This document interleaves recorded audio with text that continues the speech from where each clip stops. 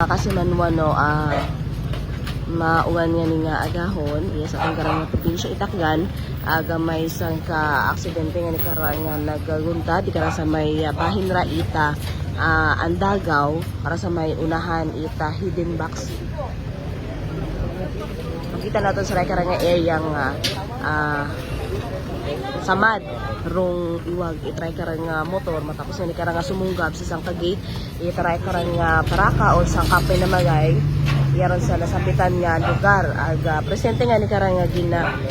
tapatan kara ita pauna nga pagbungong daya karang nga biktima at aton karang nga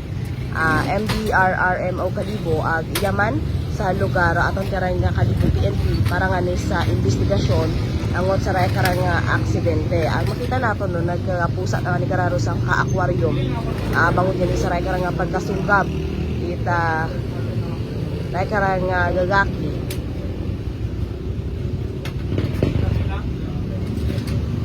aga naglain ta nga nira ana karang pamatsyag no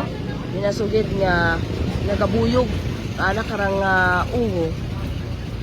matapos nga nimo ra nga maaksidente makaron iya sa may bahin nita Andagaw makaron ay ginasakay ni Mao sa stretcher aga pagadaghon kara sa ospital ita aton kara nga mga rescuers mga kasimanwa.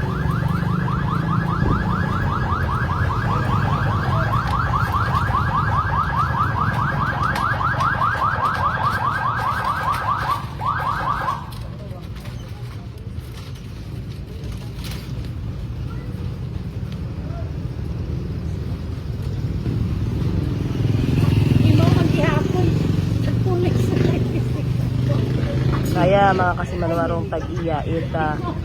sabitan karang nga paraka or panimagay sa makaron gina dagangon no tay karang nga biktima sa ospital nga ni para sa nagkakaigo nga pagbungong or pag follow up